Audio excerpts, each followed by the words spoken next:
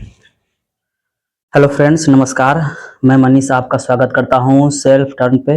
तो जैसा कि आप लोग जानते हैं कि हम लोग देख रहे हैं बिहार स्पेशल, और बिहार स्पेशल में इससे पहले जो है वो 2-3 वीडियो आप लोगों के लिए अपलोड कर दिया गया है, जिसमें से हम लोग एक तो बिहार का परिचय समझे थे। उसके बाद फिर हम लोग देखे थे कि बिहार में जो है विधायिका, कार्यपालिका और न्यायपालिका काम करती है। तो विधायिका के अंदर विधानमंडल और उसके बाद कार्यपालिका के अंदर जो विभिन्न सारे यूनिट शामिल होता है। तो विधानमंडल के अंतर्गत जो है हम लोग विधान परिषद और विधानसभा के बारे में पढ़ लिए थे। इसके अलावा जो है हम लोग राज्यपाल के बारे में भी देख लिए थे। तो आज के इस वीडियो में जो है हम लोग का रहेगा मुख्यमंत्री। मुख्यमंत्री के बाद थोड़ा सा मंत्री परिषद के बारे में पढ़ेंगे, उसके बाद महाधिवक्ता के बारे में पढ़ेंगे। उसके बाद फिर जो है आगे की जो कंसेप्ट है, यानी जो न्यायपालिका है यानी पटना हाई कोर्ट है, उसके बारे में कुछ 1-2 पॉइंट्स देखेंगे। और फिर उसके बाद हम लोग आगे जो है प्रशासनिक व्यवस्था की ओर गमन करेंगे। तो आइए हम लोग देखते हैं क्या बिहार के मुख्यमंत्री के बारे में। ठीक है, तो आप लोगों को पता ही है कि मुख्यमंत्री जो है वो किसी भी राज्य के लिए जो है बहुत ही प्रभावी और बहुत ही महत्वपूर्ण यूनिट होता है। ठीक है, क्योंकि मुख्यमंत्री जो होता है वो जनता का प्रतिनिधि होता है, और लोकतांत्रिक शासन व्यवस्था में जो है वो जनता का प्रतिनिधि जो है वो होना बहुत आवश्यक होता है, क्योंकि जनता का प्रतिनिधि जो है जनता के लिए कानून बनाती है, और जनता के लिए जो अलग अलग प्रशासनिक व्यवस्था है उसको संचालित करने संबंधी कार्य करती है। ठीक है, तो मुख्यमंत्री के बारे में हालांकि इससे पहले 1-2 पॉइंट्स बताए थे आप लोगों को, लेकिन इसमें थोड़ा सा हम लोग समझ लेते हैं। ज्यादा कुछ इसमें देखना नहीं है क्योंकि हम लोग का बिहार स्पेशल है। हालांकि जब आप लोग हमारे संविधान के भाग 6 पढ़िएगा, उसमें जो है आपको ये चीजें काफी डिटेल से पढ़ने के लिए मिल जाएगा, लेकिन थोड़ा सा एक संक्षिप्त में हम लोग यहाँ पर देख लेते हैं। ठीक है, तो मुख्यमंत्री जैसा कि आप लोगों को पता है कि किसी भी राज्य के जो है वो क्या होता है, तो किसी भी राज्य के जो वास्तविक प्रमुख होता है, वास्तविक प्रमुख होता है वो कौन होता है, तो मुख्यमंत्री होता है। ठीक है, इसी को क्या बोलते हैं, इन्हीं को सरकार के प्रमुख बोलते हैं। सरकार मतलब होता है मंत्री परिषद, और मंत्री परिषद में जो है कई मंत्री होता है। जैसे बिहार में जो है वो अलग अलग विभाग के आपको मंत्री दिखाई देगा, और इसका जो हेड होता है वो कौन होता है, सीएम होता है। ठीक है, तो इस पूरे मंत्री परिषद का बनना ही क्या कहलाता है, सरकार का बनना कहलाता है। तो स्वाभाविक सा बात है कि इस सरकार का हेड कौन है, सीएम, यानी कौन हो जाएंगे, मुख्यमंत्री हो जाएंगे। ठीक है, तो ये सरकार का हेड होते हैं। इसके अलावा ये क्या होता है, वास्तविक प्रमुख होते हैं, क्योंकि इन्हीं के हाथों में जो है सारी की सारी जो शक्तियां होती है वो केंद्रित होती है। चूंकि ये जनता का प्रतिनिधि होता है तो इसीलिए इनके हाथों में ज्यादा शक्तियां होती है। राज्यपाल के हाथों में शक्तियां कम होती है, क्योंकि वो जनता के प्रतिनिधि नहीं होते हैं, बल्कि वो राष्ट्रपति के द्वारा जो है वो नियुक्त करके भेजे जाते हैं। तो लोकतंत्र में क्या होनी चाहिए, जनता के जो प्रतिनिधि है उनका ज्यादा महत्व होनी चाहिए। ठीक है, तो ये पॉइंट्स आप लोग समझ गए होंगे। उसके बाद देखिएगा तो मुख्यमंत्री को जो है वो नियुक्त कौन करता है, तो मुख्यमंत्री को नियुक्त करता है राज्यपाल। कौन करता है, राज्यपाल करता है। लेकिन राज्यपाल जो है वो इसके लिए एक शर्त रखा गया है राज्यपाल के लिए। शर्त यह है कि उसी व्यक्ति को मुख्यमंत्री नियुक्त किया जाएगा जिनको जो है बहुमत होगा, और बहुमत कहाँ पे होगा, विधानसभा में। विधानसभा में बहुमत कहने का मतलब है कि विधानसभा के कुल सीटों की संख्या का 50% से ज्यादा सीट किसी भी पार्टी को या फिर किसी भी गठबंधन के जो यूनिट है उसको अगर मिल जाता है तो कहा जाता है कि वह पार्टी या फिर वह गठबंधन जो है वो बहुमत में आ गया है, और जिसका बहुमत होगा उसी का मंत्री परिषद बनेगा और उसी का क्या होगा, सरकार होगा। तो बहुमत प्राप्त दल के जो नेता होता है उन्हीं को मुख्यमंत्री के रूप में नियुक्त करता है कौन, राज्यपाल नियुक्त करता है। ठीक है, ये बात समझ गए होंगे। उसके बाद थोड़ा सा अगर हम बिहार में देखा जाए कि बिहार में जो है कौन कौन व्यक्ति जो है अभी तक मुख्यमंत्री बने हैं, क्योंकि मेन टॉपिक यही है। ठीक है, ये सारी चीजें तो आप लोग जो है संविधान में भी पढ़ लीजिएगा, लेकिन मेन टॉपिक जो बिहार से संबंधित है वो यही टॉपिक आपको दिखाई देगा। ठीक है, तो आइए हम लोग देखते हैं कि बिहार में मुख्यमंत्री कौन कौन बने हैं। एक तो हम लोग देखते हैं स्वतंत्रता से पूर्व, यानी स्वतंत्रता से पहले जो है कौन कौन से जो है मुख्यमंत्री थे, और उसके बाद थोड़ा सा स्वतंत्रता पश्चात, यानी जब भारत स्वतंत्र हो गया उसके बाद बिहार में कौन कौन व्यक्ति जो है मुख्यमंत्री बने हैं। इसमें से जो मेन मेन व्यक्ति का नाम है, जो मुख्य व्यक्तित्व का नाम है, वही चीजें हम लोग को यहाँ पे देखना है। ठीक है, तो स्वतंत्रता से पूर्व देखिएगा तो आप लोगों को पता है कि 1912 में क्या हुआ था, तो बिहार जो है वो बंगाल से अलग हुआ था, और अलग होने के बाद क्या होता है, सत्ता जो है अंग्रेजी शासन के माध्यम से जो है देखिएगा तो मूल रूप से जो है भारत में संचालित हो रहा था। ठीक है, लेकिन धीरे धीरे कालांतर में चल करके क्या होता है, तो 1935 के भारत शासन अधिनियम के तहत, किसके तहत, तो भारत शासन एक्ट 1935 के तहत क्या होता है, तो कई राज्यों में चुनाव करवाया जाता है। कब? 1937 में। ठीक है, इसमें से एक राज्य बिहार भी था जहां पर चुनाव संचालित किया जाता है। तो स्वतंत्रता से पहले जो है बिहार में चुनाव कब करवाया गया, तो भारत शासन एक्ट 1935 के तहत 1937 में करवाया गया था। ठीक है, पहले चुनाव के बाद जो मंत्रिमंडल बनता है उसमें सबसे पहले जो मुख्यमंत्री के रूप में आते हैं वो कौन आते हैं? मोहम्मद यूनुस। कौन हो जाएंगे? मोहम्मद यूनुस हो जाएंगे। ध्यान रखना है, यानी स्वतंत्रता से पहले देखा जाए तो मोहम्मद यूनुस जो है वो बिहार के पहले मुख्यमंत्री बने थे। ठीक है, और ये कब हो जाएंगे, तो 1 अप्रैल 1937 से लेकर के 19 जुलाई 1937 तक हो जाएंगे। ठीक है, ये ध्यान रखना है।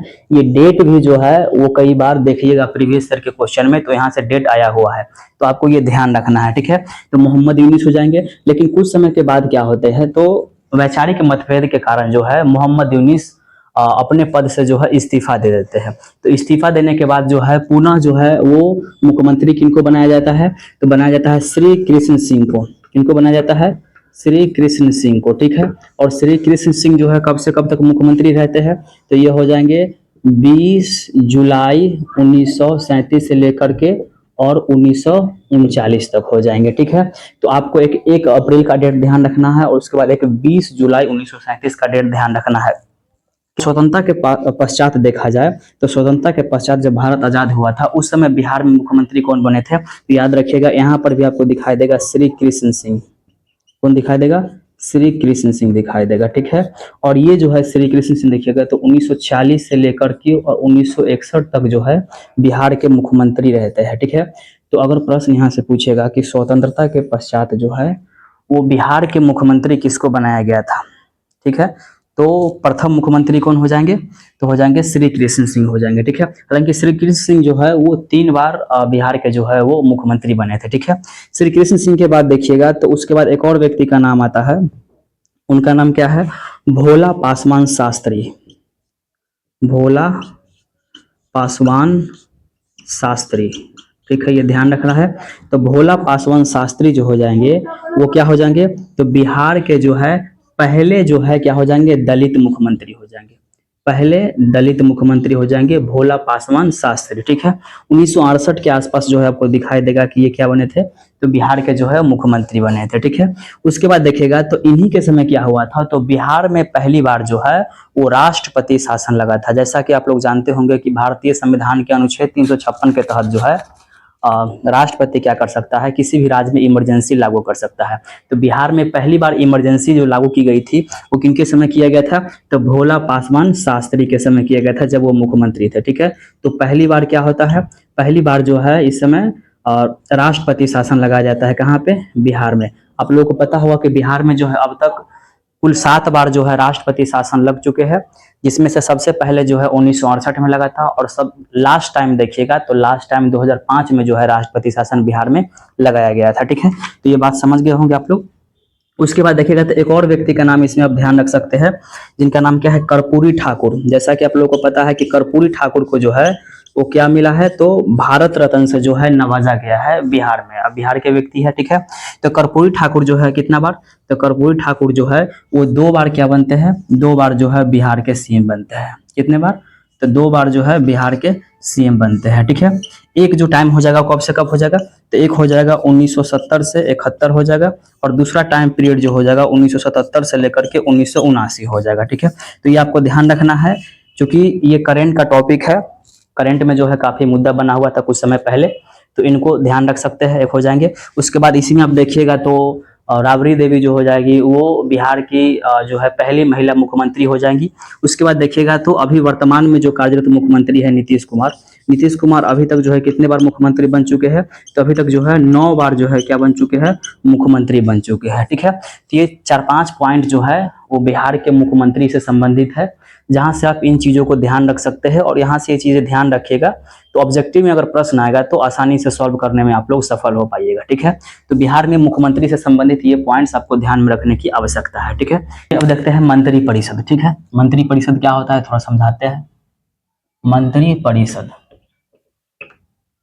मंत्री परिषद जो होता है ना वास्तव में वो मंत्री का जो है टीम होता है। ठीक है, अभी जस्ट थोड़ा देर पहले ही आपको बताया कि विधानसभा में जिस भी पार्टी को या फिर जिस भी गठबंधन को जो है बहुमत मिलेगा, वही पार्टी या फिर गठबंधन जो है वो क्या करेगा, मंत्री परिषद बनाएगा। अब मंत्री परिषद का बनना ही जो है सरकार का बनना कहलाता है। ठीक है, तो मंत्री परिषद जो है जब गठित होगा तो उसमें क्या होगा, अलग अलग मंत्री बैठेगा। ठीक है, तो अलग अलग मंत्री बैठेगा तो इसमें जो है 3 तरह के आपको मंत्री दिखाई देगा। कितने तरह के मंत्री दिखाई देगा, 3 तरह के मंत्री आपको दिखाई देगा। ठीक है, एक जो होता है वो कैबिनेट मंत्री होता है। कौन सा मंत्री होता है, कैबिनेट मंत्री। उसके बाद होता है राज मंत्री और उसके बाद होता है उप मंत्री। ठीक है, ये जो है वो मंत्रियों को अलग अलग कैटेगरी में डिवाइड कर दिया जाता है, उनके वैल्यू के हिसाब से, उनके रैंक के हिसाब से, ताकि मंत्रियों में भी जो है कुछ मंत्री को ज्यादा महत्व दिया जाए, कुछ मंत्री को कम महत्व दिया जाए। ठीक है, तो सबसे अधिक जो महत्वपूर्ण मंत्री होता है वो कैबिनेट मंत्री होता है। उसके बाद राज मंत्री हो जाएगा, उसके बाद कौन हो जाएगा, उप मंत्री। अब राज मंत्री भी 2 टाइप का हो जाएगा। एक राज मंत्री को बोलते हैं स्वतंत्र प्रभार, स्वतंत्र प्रभार, और एक जो है बिना स्वतंत्र प्रभार का होगा, जिसको स्वतंत्र प्रभार नहीं मिलेगा। ठीक है, स्वतंत्र प्रभार जो है नहीं मिलेगा, यानी ये सहायक के तौर पर काम करेगा। इसको समझिए, इसको समझिए। कैबिनेट मंत्री जो होगा उनको क्या किया जाएगा, तो बिहार में कोई ना कोई विभाग दिया जाएगा। शिक्षा विभाग दिया जा सकता है, स्वास्थ्य विभाग दिया जा सकता है, गन्ना विभाग दिया जा सकता है। कोई भी मंत्री जो कैबिनेट मंत्री होगा उनको कोई ना कोई डिपार्टमेंट दिया जाएगा, यानी वो कोई डिपार्टमेंट का हेड होगा। ठीक है, तो कैबिनेट मंत्री कहलाएगा। उसके बाद राज मंत्री 2 तरह के होता है। एक जो होता है स्वतंत्र प्रभार, जिनको क्या किया जा सकता है, तो कोई भी जो है वो विभाग दिया जाएगा। राज मंत्री जो है उसमें भी किसी कुछ राज मंत्री को विभाग दिया जाता है, तो जिस राज मंत्री को विभाग दिया जाएगा वो राज मंत्री जो है स्वतंत्र प्रभार के राज मंत्री कहलाएगा। लेकिन कुछ ऐसे राज मंत्री होता है जिनको स्वतंत्र प्रभार नहीं दिया जाता है, तो स्वतंत्र प्रभार नहीं दिया जाएगा तो वो सहायक के तौर पर काम करेगा, यानी कैबिनेट मंत्री को जो है सहायता करेगा। मान लीजिए कैबिनेट मंत्री कभी अनुपस्थित है, तो उस परिस्थिति में यही सहायक जो राज मंत्री है वो क्या करेगा, कैबिनेट मंत्री का जो है भूमिका का निर्वहन करेगा। ठीक है, तो समझ गए आप लोग, एक स्वतंत्र प्रभार, एक बगैर स्वतंत्र प्रभार का हो जाएगा। और उसके बाद उप मंत्री जो होता है उनको कोई भी स्वतंत्र प्रभार नहीं दिया जाता है किसी भी परिस्थिति में, बल्कि उनको जो है किसी न किसी मंत्री का सहायक बनाया जाता है। ठीक है, तो मंत्री का 3, कैबिनेट मंत्री, राज मंत्री और उप मंत्री। कैबिनेट मंत्री को विभाग मिलेगा, राज मंत्री को मिल भी सकता है, नहीं भी मिल सकता है। मिलेगा तो स्वतंत्र प्रभार कहलाएगा, नहीं मिलेगा तो सहायक कहलाएगा। और उसके बाद एक होता है उप मंत्री, जो हमेशा क्या होगा, तो हमेशा जो है सहायक के तौर पर काम करेगा। ठीक है, तो ये मंत्री परिषद आप लोग समझ गए। उसके बाद देखिएगा तो मंत्री परिषद में जो है, मंत्री परिषद का थोड़ा सा उत्तरदायित्व देख सकते हैं। उत्तरदायित्व, उत्तरदायित्व मतलब जवाबदेही, यानी मंत्री परिषद जो काम करता है वो कहीं ना कहीं जवाब देना पड़ेगा, है कि नहीं है। नहीं तो मंत्री तो कुछ भी काम कर सकता है, अपने हित के लिए, अपने स्वार्थ के लिए काम कर सकता है, तो कहीं ना कहीं उनको अपने काम के लिए, चूंकि अलग अलग विभाग उनको सौंपा गया है, शिक्षा विभाग, स्वास्थ्य विभाग, तो वो अपने विभाग में जो जो काम दिया है उस पर कोई ना कोई व्यक्ति प्रश्न पूछेगा, उस प्रश्न पर जो है मंत्री को जवाब देना पड़ेगा कि हाँ हम ये काम जो है इस क्षेत्र में किए। तो इसी को क्या बोलते हैं, इसी को बोलते हैं उत्तरदायित्व। ठीक है, और उत्तरदायित्व जो है, एक होता है सामूहिक उत्तरदायित्व, ठीक है, और एक होता है व्यक्तिगत उत्तरदायित्व, व्यक्तिगत। ठीक है, अब समझिए, मंत्री परिषद का जो सामूहिक उत्तरदायित्व होता है वो विधानसभा के प्रति होता है। किसके प्रति होता है, विधानसभा के प्रति। वहीं देखिएगा व्यक्तिगत उत्तरदायित्व जो होता है वो राज्यपाल के प्रति होता है। किसके प्रति हो जाएगा, राज्यपाल के प्रति। समझिए, सामूहिक उत्तरदायित्व कहने का मतलब मंत्री परिषद में कई मंत्रियों का टीम होता है, तो सभी टीम को जवाब देना पड़ेगा। तो कहाँ पे, विधानसभा में जवाब देना पड़ेगा, क्योंकि इनको जो है बहुमत कहाँ पे मिला है, विधानसभा में। तो स्वाभाविक सा बात है कि प्रश्न भी जो है इससे कौन पूछेगा, विधानसभा के जो मेंबर है यानी जो एमएलए है वो इससे प्रश्न पूछेगा, इनको जवाब देना पड़ेगा। ठीक है, तो विधानसभा में क्या होता है, इनका सामूहिक उत्तरदायित्व होता है। लेकिन एक एक जो मंत्री होता है, यानी व्यक्तिगत रूप से देखा जाए, एक एक मंत्री जो होता है उनका उत्तरदायित्व किसके प्रति होता है, तो उनका उत्तरदायित्व हो जाएगा राज्यपाल के प्रति। तो ये, उसके बाद देखिएगा तो पूरे मंत्री परिषद का जो है हेड कौन होता है, तो अभी जस्ट बताया, पूरे मंत्री परिषद का हेड होता है सीएम, और ये सीएम के अंडर में ही जो है पूरे मंत्री परिषद आता है। सीएम के सलाह पर ही क्या होता है, तो जो राज्यपाल होता है वो अलग अलग मंत्रियों को नियुक्त करता है। सीएम चाहे तो किसी मंत्री को उसके पद से हटा भी सकता है, किसी दूसरे व्यक्ति को मंत्री बना सकता है। ठीक है, तो ये पूरे की पूरी व्यवस्था हो गया बिहार में आपका किसका, मंत्री परिषद का। अब थोड़ा सा हम लोग देख लेते हैं महाधिवक्ता। महाधिवक्ता, ठीक है, जिस प्रकार से केंद्र में जो है राष्ट्रपति क्या करता है, महान्यायवादी को नियुक्त करता है, उसी प्रकार से सभी राज्यों में क्या होता है, राज्यपाल जो है अपने अपने राज्य में क्या करता है, महाधिवक्ता को नियुक्त करता है। ठीक है, तो सबसे पहला प्रश्न तो यही हो जाएगा कि महाधिवक्ता की नियुक्ति किनके द्वारा की जाती है, तो इनकी नियुक्ति जो होती है वो किनके द्वारा होती है, तो हो जाएगा राज्यपाल के द्वारा।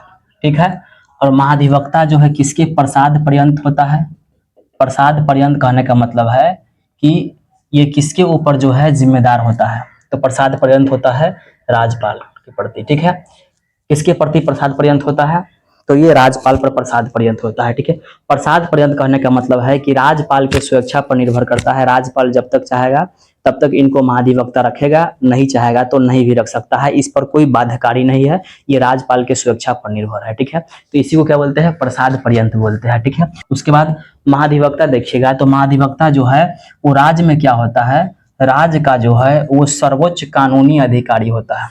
सर्वोच्च क्या होता है, कानूनी अधिकारी होता है।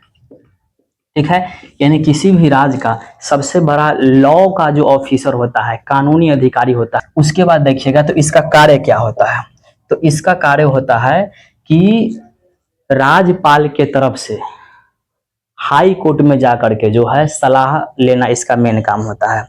जैसे समझिए राज्यपाल को लग रहा है कि संविधान की कुछ चीजें जो है हमें समझ में नहीं आ रही है, क्योंकि संविधान की व्याख्या करने का अधिकार जो है वो कोर्ट को दिया गया है। तो उस परिस्थिति में राज्यपाल अपने एक प्रतिनिधि को भेजता है कोर्ट के पास कि तुम हमारे तरफ से कोर्ट में जाओ और इस मुद्दा पर जो है कोर्ट का विचार लेकर के आओ कि कोर्ट इस पर क्या सोचता है कि नहीं है।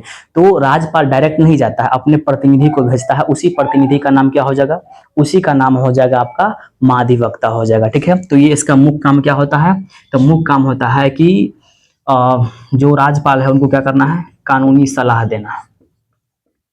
कानूनी सलाह देना ही क्या हो जाएगा, इसका मुख्य काम हो जाएगा। हालांकि इसका चर्चा जो है संविधान के देखिएगा तो आर्टिकल 165 में किया गया है। ठीक है, तो 3-4 पॉइंट्स यहाँ सब ध्यान रख सकते हैं। तो आपका जो है महाधिवक्ता हो गया कंप्लीट। अब एक बच जाता है इसी में, बिहार में जो है न्यायपालिका। क्या बच जाता है, न्यायपालिका। ठीक है, तो बिहार में न्यायपालिका कौन है, तो बिहार में देखिएगा, बिहार से पहले जो है थोड़ा सा हम लोग भारत में देखिए। भारत में जो न्यायपालिका के जो है एकीकृत व्यवस्था है। कैसी व्यवस्था है, एकीकृत व्यवस्था है।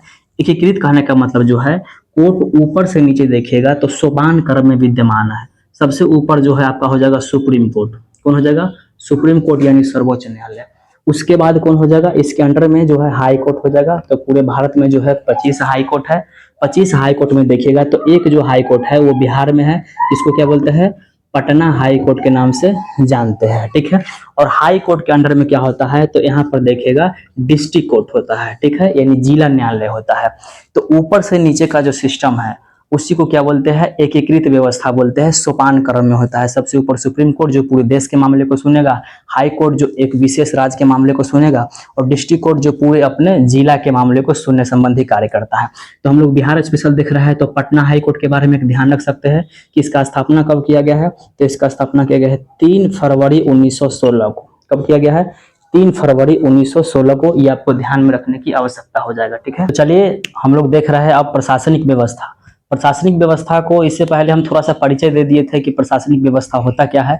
अब उसी को हम लोग थोड़ा सा डिटेल में पढ़ना स्टार्ट करते हैं। ठीक है, तो प्रशासनिक व्यवस्था के अंदर जो है हम लोग क्या देखे थे कि प्रशासनिक व्यवस्था क्या होता है, तो किसी भी क्षेत्र को जो है कंट्रोल करने के लिए या फिर सुचारू रूप से उस पर नियंत्रण रखने के लिए जो एक सिस्टम होता है एक सोपान क्रम में, उसी को क्या बोलते हैं, प्रशासनिक व्यवस्था। ठीक है, तो प्रशासनिक व्यवस्था वास्तव में देखिएगा तो ये किसके अंडर में होता है, तो ये अंडर में होता है मंत्री परिषद।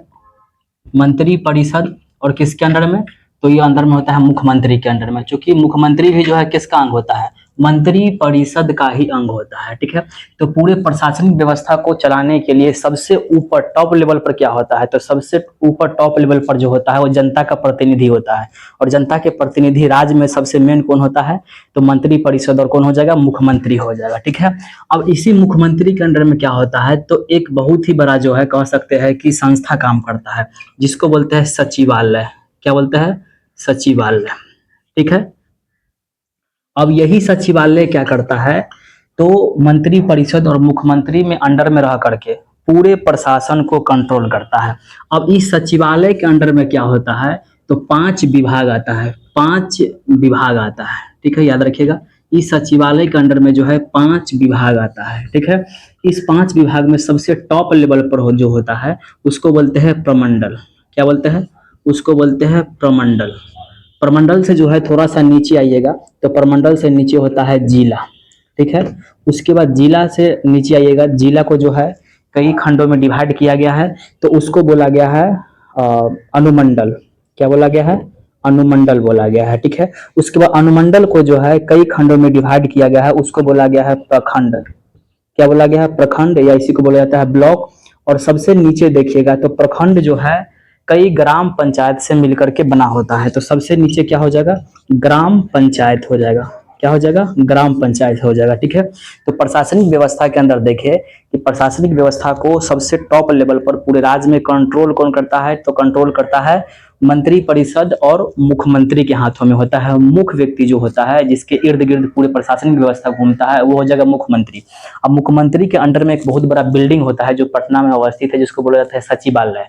ये मुख्यमंत्री के अंडर में होता है, और यही सचिवालय क्या करता है, तो 5 विभाग को कंट्रोल करता है। और ये 5 विभाग कौन कौन हो जाएगा, तो सबसे ऊपर हो जाएगा प्रमंडल, उसके प्रमंडल के नीचे हो जाएगा जिला, जिला के नीचे हो जाएगा अनुमंडल, अनुमंडल के नीचे हो जाएगा प्रखंड, और सबसे नीचे जो हो जाएगा वो कौन हो जाएगा, ग्राम पंचायत। यहाँ से प्रश्न पूछेगा कि प्रशासनिक व्यवस्था के सबसे छोटी इकाई क्या होती है, तो सबसे छोटी इकाई होती है ग्राम पंचायत हो जाएगा। ठीक है, अब इसी प्रशासनिक व्यवस्था के अंदर जो है सचिवालय के बारे में हम लोग को पढ़ना है, मंत्री परिषद और मुख्यमंत्री के बारे में तो ऑलरेडी पढ़ चुके हैं, तो सचिवालय के बारे में, प्रमंडल, जिला, अनुमंडल और इसी तरीके से ग्राम पंचायत के बारे में पूरा पढ़ेंगे। और ये सारी चीजें पढ़ लिए तो यही क्या का हमारा क्या हो जाएगा, कंप्लीट। ये सारी चीजें पढ़ लिए तो हमारा प्रशासनिक व्यवस्था क्या हो जाएगा, कंप्लीट हो जाएगा। ठीक है, तो सबसे पहले हम लोग क्या पढ़ते हैं, सचिवालय, फिर उसके बाद ये सारी चीजें हम लोग देखेंगे। ठीक है, तो ये ऊपर से नीचे का सिस्टम अच्छे से आप समझे होंगे। चलिए, तो क्या है हम लोग का सचिवालय। ठीक है, सचिवालय। ठीक है, सचिवालय देखिएगा तो ये क्या हो जाएगा, ये जो हो जाएगा वो प्रशासन का क्या हो जाएगा, प्रशासन का जो है वो केंद्र हो जाएगा। क्या हो जाएगा, प्रशासन का केंद्र हो जाएगा। यानी प्रशासन के जो है बीच में क्या होता है, तो बीच में हो जाएगा आपका सचिवालय, और इसी सचिवालय के इर्द गिर्द जो है पूरे के पूरे प्रशासनिक व्यवस्था क्या करती है, चक्कर लगाती है। ठीक है, तो पूरे प्रशासन का केंद्र हो जाएगा कौन, सचिवालय हो जाएगा। ठीक है, और सचिवालय जो है किसके अधीन होता है, तो मंत्री परिषद और मुख्यमंत्री के अधीन होता है। लेकिन इस पूरे सचिवालय का एक हेड होता है। ठीक है, तो इस पूरे सचिवालय का जो हेड होता है उसको बोलते हैं क्या, उसको बोलते हैं मुख्य सचिव। क्या बोलते हैं, मुख्य सचिव बोलते हैं। ठीक है, चीफ सेक्रेटरी बोलते हैं, जो इस पूरे सचिवालय का हेड होता है। ठीक है, और जो मुख्यमंत्री और जो मंत्री परिषद है उसके अंडर में काम करता है कौन, मुख्य सचिव हो जाएगा। ठीक है, अब थोड़ा सा समझिए, सचिवालय जो है एक बहुत बड़ा बिल्डिंग है जो कहाँ पे हो जाएगा, तो ये हो जाएगा पटना में। ठीक है, तो इस पूरे बिल्डिंग का जो हेड हो गया उसका नाम क्या हो गया, उसका नाम हो गया मुख्य सचिव। क्या नाम हो गया, मुख्य सचिव हो गया। ठीक है, अब इसी बिल्डिंग में कई विभाग है, शिक्षा विभाग है, स्वास्थ्य विभाग है, गन्ना विभाग है, इसी तरीके से कई डिपार्टमेंट जो है इसी सचिवालय भवन में आता है। ठीक है, अब समझिए, इस पूरे विभाग का जो हेड हो गया वो तो मुख्य सचिव हो गया जो पूरे बिल्डिंग का हेड हुआ। ठीक है, लेकिन फिर अलग अलग विभाग का भी अपना अपना एक सचिव होता है, तो उसको बोलते हैं प्रधान सचिव। क्या बोलते हैं, प्रधान सचिव, जनरल सेक्रेटरी बोलते हैं। क्या बोलते हैं, जनरल सेक्रेटरी। ठीक है, इसको चीफ सेक्रेटरी बोलते हैं, इसको जनरल सेक्रेटरी बोलते हैं। तो शिक्षा विभाग का अपना प्रधान सचिव होगा, स्वास्थ्य विभाग का अपना प्रधान सचिव होगा, सभी विभाग का भी जो है क्या होगा, अपना अपना प्रधान सचिव यानी जनरल सेक्रेटरी होगा। इन सभी जनरल सेक्रेटरी का जो हेड होगा उसको क्या बोलते हैं, मुख्य सचिव बोलते हैं। ठीक है, तो वही बात हम यहाँ पे नोट किए हैं कि सचिवालय का जो हेड कौन होता है, वो मुख्य सचिव होता है, जिसके अंडर में प्रधान सचिव जो है क्या करता है, काम करता है। ठीक है, उसके बाद देखा जाए तो सचिवालय की जो है वो स्थापना कब की गई थी? तो स्थापना किया गया था 1912 में, क्योंकि 1912 में क्या हुआ था, तो बिहार जो है वो बंगाल से अलग हुआ था। तो बंगाल से अलग होने के बाद जब बिहार अपना एक पृथक अस्तित्व में आया, तो उस परिस्थिति में एक सचिवालय होना जरूरी है, ताकि वहां से पूरे बिहार के प्रशासन को संचालित किया जा सके। तो स्थापना कब किया गया? 1912 में हो जाएगा। ठीक है, अब समझते हैं सचिवालय। सचिवालय के नीचे क्या हो जाएगा? तो सचिवालय के नीचे सबसे बड़ा जो है विभाग कौन हो जाएगा? सचिवालय के अंडर में सबसे बड़ा विभाग हो जाएगा प्रमंडल। क्या हो जाएगा? प्रमंडल हो जाएगा। प्रमंडल, इसी को बोलते हैं कमिश्नरी। इसी को क्या बोलते हैं? कमिश्नरी बोलते हैं। ठीक है, प्रमंडल को ही क्या बोलते हैं? कमिश्नरी बोलते हैं। ठीक है, ध्यान रखिएगा। अब समझिए, प्रमंडल का जो हेड होता है, जो पूरे प्रमंडल का हेड होता है, उसको बोलते हैं कमिश्नर। क्या बोलते हैं? कमिश्नर, या इसी को बोलते हैं आयुक्त। इसी को क्या बोलते हैं? आयुक्त बोलते हैं। ठीक है, जो पूरे प्रमंडल का हेड होता है। तो बिहार में देखिएगा, तो बिहार में कुल कितना प्रमंडल हो जाएगा? तो बिहार में जो प्रमंडल की संख्या हो जाएगा वो 9 हो जाएगा। कितना हो जाएगा? 9। अब ये 9 प्रमंडल आपको उसी तरीके से ध्यान होनी चाहिए जिस तरीके से आपको अपना नाम जो है याद रहता है, या फिर जो आपके कोई करीबी व्यक्ति है उसका नाम आपको याद रहता है उसके चले जाने के बाद भी, उसी तरीके से आपको इसका नाम भी ध्यान रखना है। ठीक है, तो ये 9 प्रमंडल कौन कौन सा है, इसको समझने के लिए थोड़ा सा हम लोग बिहार के मैप पे आते हैं, क्योंकि अब बिहार के मैप से किसी भी चीजों को समझते हैं तो उसको समझना काफी ईजी भी हो जाता है, और आप आसानी से जो है चीजों को समझ भी पाते हैं और उसको याद भी रख पाते हैं। ठीक है, तो ये बिहार का एक रफली मैप आपको दिखाई देगा, ये ध्यान रखना है। अब बिहार के मैप में देखिएगा तो बीचों बीच जो है यहाँ पर एक नदी बहती है जिसको बोलते हैं गंगा नदी। गंगा नदी के नीचे वाला एरिया कहलाता है दक्षिण बिहार, ऊपर वाला एरिया कहलाता है उत्तर बिहार। ठीक है, तो 9 प्रमंडल में देखिएगा तो दक्षिण बिहार के क्षेत्र में जो है आपको 4 प्रमंडल दिखाई देगा, उसका नाम ध्यान रखना है। ठीक है, इस एरिया में आपको दिखाई देगा कौन सा, तो यहाँ पर दिखाई देगा आपको पटना प्रमंडल। कौन सा हो जाएगा? पटना प्रमंडल। उसके बाद यहाँ पर देखिएगा तो यहाँ पर हो जाएगा आपका मगध प्रमंडल। कौन सा हो जाएगा? मगध प्रमंडल। पटना प्रमंडल क्यों बोला गया? इसमें 6 जिला आता है और उन सभी जिला में सबसे महत्वपूर्ण जिला है पटना, क्योंकि हम लोग की राजधानी कहाँ है? पटना। तो कहा गया कि प्रमंडल के नाम भी किसके नाम पर रखेंगे? पटना के नाम पर। तो इस प्रमंडल का नाम क्या हो गया? पटना। उसके प्राचीन काल में आप लोग जानते होंगे कि बिहार का नाम जो है मगध होता था, और मगध की जो शुभारंभ हुई थी वो कहाँ से हुई थी? तो वर्तमान के जो पटना और गया के क्षेत्र है, नवादा का क्षेत्र है, उसी क्षेत्र से जो है मगध उभरा था। तो उसी क्षेत्र को जो है वर्तमान में मगध प्रमंडल के नाम से जानते हैं। ठीक है, मगध के बाद देखिएगा तो यहाँ पर हो जाएगा आपका मुंगेर। मुंगेर प्रमंडल में 6 जिला आता है, मगध प्रमंडल में 5 जिला आता है। ठीक है, तो यहाँ पर कौन सा प्रमंडल हो गया? मुंगेर हो गया। अब मुंगेर के बाद देखिएगा तो यहाँ पर एक प्रमंडल है जिसको बोलते हैं भागलपुर। क्या बोलते हैं? भागलपुर प्रमंडल बोलते हैं। ठीक है, तो गंगा नदी से जस्ट शॉर्ट करके नीचे देखिएगा तो 3 प्रमंडल, पटना, मगध, मुंगेर, भागलपुर। इसमें पटना प्रमंडल में देखिएगा तो कितना जिला हो जाएगा? 6 जिला। मगध में कितना हो जाएगा? 5 जिला। मुंगेर में कितना हो जाएगा? तो इसमें भी हो जाएगा 6 जिला।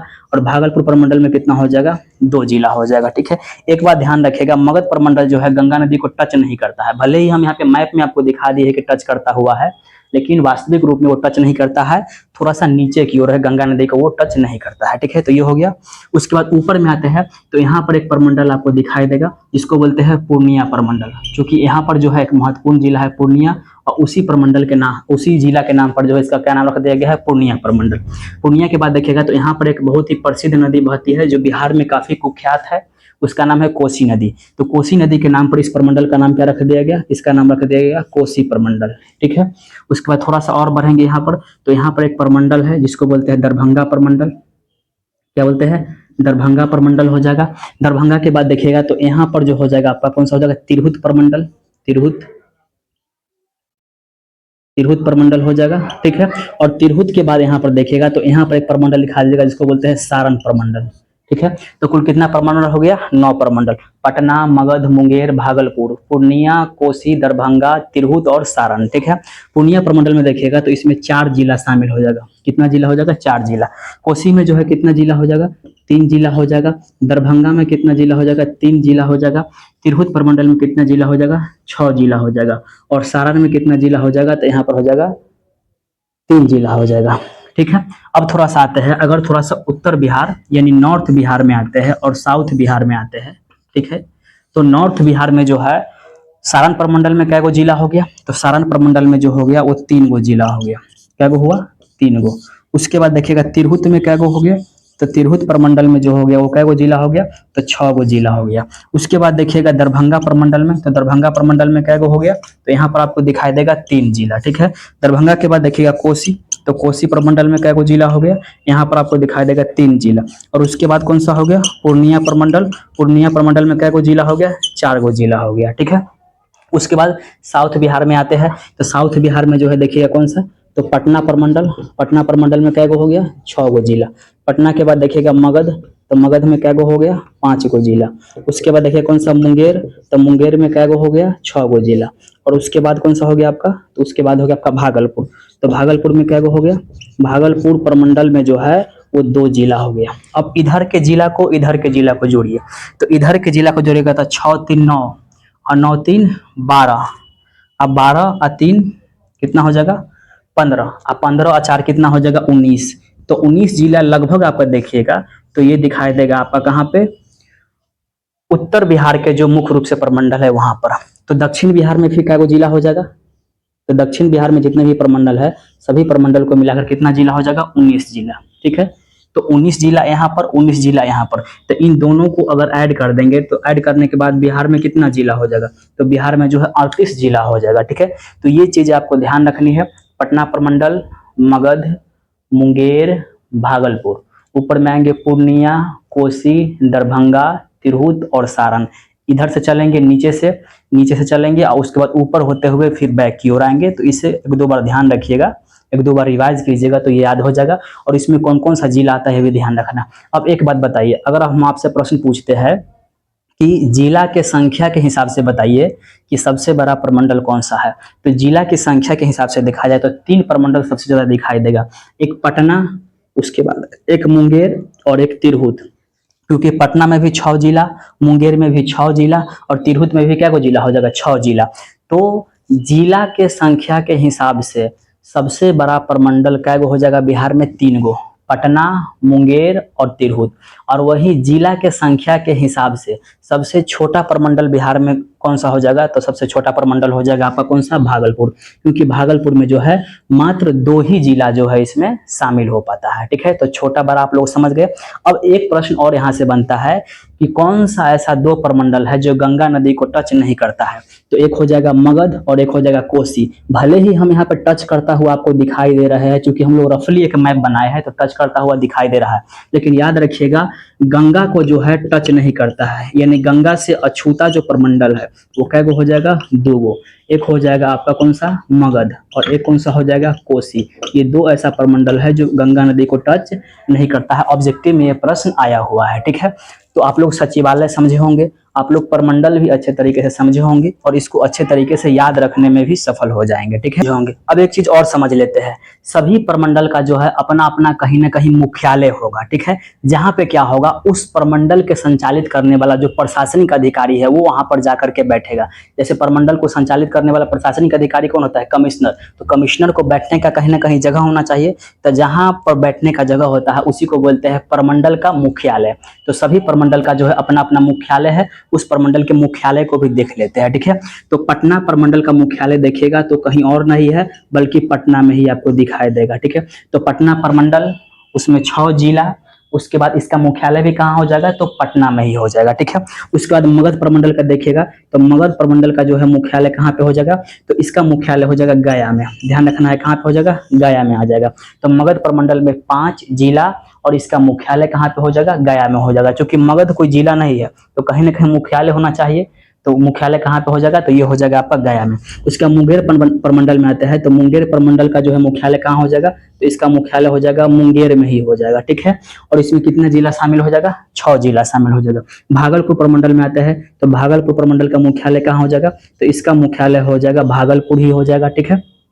कहाँ पे हो जाएगा, भागलपुर ही हो जाएगा। और इसमें कितना जिला हो जाएगा, 2 जिला शामिल हो जाएगा। उसके बाद पूर्णिया प्रमंडल का मुख्यालय कहाँ हो जाएगा, तो इसका मुख्यालय पूर्णिया ही हो जाएगा, ठीक है। जहाँ पे जिला वहीं पे कहाँ हो जाएगा, मुख्यालय हो जाएगा। और इसमें 4 जिला जो है शामिल हो जाएगा। कोसी प्रमंडल का मुख्यालय देखिएगा तो इसका मुख्यालय कहाँ पे हो जाएगा, इसका मुख्यालय हो जाएगा सहरसा। कहाँ पे हो जाएगा, सहरसा हो जाएगा। और इसमें 3 जिला जो है शामिल होता है, ठीक है।